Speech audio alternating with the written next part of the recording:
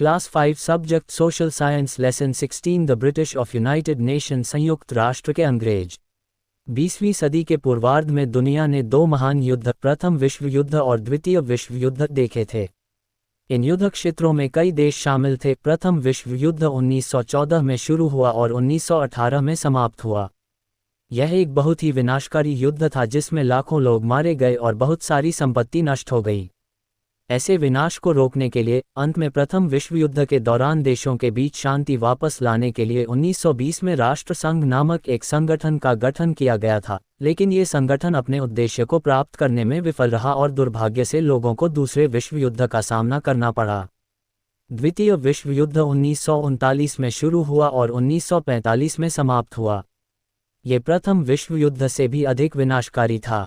50 से 85 मिलियन लोग मारे गए और कई लोग अपंग हो गए।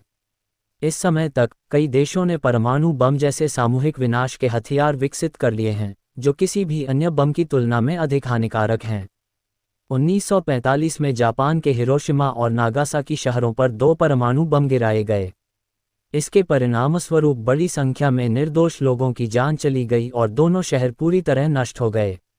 संयुक्त राष्ट्र का जन्म, बर्थ ऑफ यूनाइटेड नेशन। द्वितीय विश्व युद्ध के बाद विश्व के कई राष्ट्र संघ से भी अधिक प्रभावशाली एक संगठन चाहते थे जो ये सुनिश्चित करे कि भविष्य में ऐसे युद्ध न हो।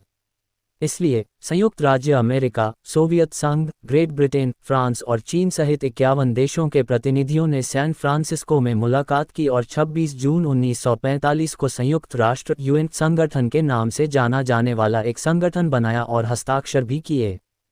उसी तारीख को संयुक्त राष्ट्र का चार्टर, जिसमें इसके उद्देश्यों और सिद्धांतों को सूचीबद्ध किया गया है। संगठन। ये संगठन औपचारिक रूप से 24 अक्टूबर 1945 को अस्तित्व में आया। संयुक्त राष्ट्र का उद्देश्य विश्व में शांति एवं सुरक्षा बनाए रखना है। ये देशों के बीच मैत्रीपूर्ण संबंध विकसित करके और विवादों को सुलझाने में उनकी मदद करता है। संयुक्त राष्ट्र का मुख्यालय न्यूयॉर्क, यूएसए में स्थित है। विश्व शांति बनाए रखने के लिए मुझे 2001 में नोबेल पुरस्कार मिला। संयुक्त राष्ट्र के उद्देश्य, ऑब्जेक्टिव्स ऑफ यूनाइटेड नेशन। संयुक्त राष्ट्र के मुख्य उद्देश्य इस प्रकार हैं: दुनिया के हर देश के लिए शांति और सुरक्षा के लिए काम करना और पीढ़ियों को युद्धों से बचाना, राष्ट्रों के बीच मैत्रीपूर्ण संबंधों और सहयोग की भावना को प्रोत्साहित करना, सभी के लिए मानवाधिकारों और स्वतंत्रता को बढ़ावा देना, राष्ट्रों के साथ मिलकर आर्थिक, सामाजिक, सांस्कृतिक और मानवीय समस्याओं का शांतिपूर्वक समाधान करना, लोगों के बीच जाति, धर्म, भाषा और लिंग के आधार पर मतभेदों को दूर करना, इन कार्यों में सहायता करना और इन सामुदायिक लक्ष्यों को प्राप्त करने के लिए राष्ट्रों के कार्यों का समन्वय करना। मानव अधिकारों का सार्वजनिक घोषणापत्र, universal declaration of human rights.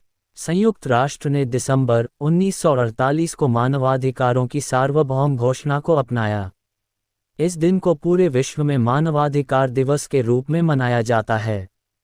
इसमें सभी मनुष्यों को निम्नलिखित अधिकार दिए गए हैं: स्वतंत्र नागरिक के रूप में जीने का अधिकार, कानून के समक्ष समानता का अधिकार, पूजा की स्वतंत्रता का अधिकार, विचारों की स्वतंत्रता का अधिकार, बोलने और लिखने की स्वतंत्रता का अधिकार, दुनिया में कहीं भी यात्रा करने का अधिकार, अपनी पसंद से शादी करने का अधिकार, अपनी योग्यता और पसंद के अनुसार शिक्षा और रोजगार पाने का अधिकार, पुरुषों और महिलाओं को समान काम के लिए समान मुआवजे का अधिकार। संयुक्त राष्ट्र सदस्य देशों की मदद से इन मानवाधिकारों को लागू करने की पूरी कोशिश कर रहा है। यह मानव जाति की वृद्धि और विकास में मदद करने के लिए ईमानदारी से काम कर रहा है। अनफ्लैग। संयुक्त राष्ट्र ध्वज में उत्तरी ध्रुव से देखा गया विश्व का मानचित्र शामिल है। ये जुड़वां जैतून के पंखों से घिरा हुआ है। जैतून की शाखाएं शांति का प्रतीक हैं। मानचित्र का पृष्ठभूमि रंग हल्का नीला है। अनलैंग्वेजेस। संयुक्त राष्ट्र की 6 आधिकारिक भाषाएं हैं जिनका उपयोग सरकारी बैठकों और दस्तावेजों में किया जाता है। ये लैंड बेस्ड चीनी, अंग्रेजी, फ्रेंच, रूसी, स्पेनिश और अरबी हैं। Achievement of UN. संयुक्त राष्ट्र की सबसे महत्वपूर्ण उपलब्धि यह है कि इसने संभावित तीसरे विश्व युद्ध को रोका। संयुक्त राष्ट्र और उसकी एजेंसियां दुनिया के लगभग हर देश में सक्रिय हैं। गरीब, कम विकसित देशों और युद्ध, नागरिक संघर्ष, सूखा या अकाल से प्रभावित दुनिया के क्षेत्रों पर अधिक ध्यान दे रही हैं। इसने चिकित्सा में अनुसंधान को प्रोत्साहित किया है और पर्यावरण को संरक्षित करने में मदद की है।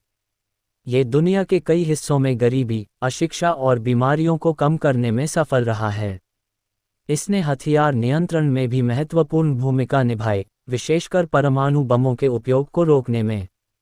Peace keeping. यदि 1945 के बाद से कोई विश्व युद्ध नहीं हुआ है, तो इसका श्रेय निस्संदेह संयुक्त राष्ट्र को जाना चाहिए।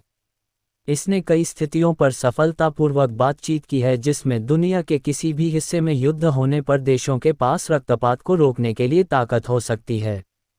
ये ताकतें शांति वापस लाने और जिंदगियां बचाने की कोशिश करती हैं। संयुक्त राष्ट्र शांति सेना के वाहनों को हमेशा सफ़ेद रंग से रंगा जाता है और सैनिक संयुक्त राष्ट्र की नीली टोपी पहनते हैं। ये सैनिक न सिर्फ अपने देश की सेवा करते हैं बल्कि ये दुनिया भर के लोगों की भी सेवा करते हैं।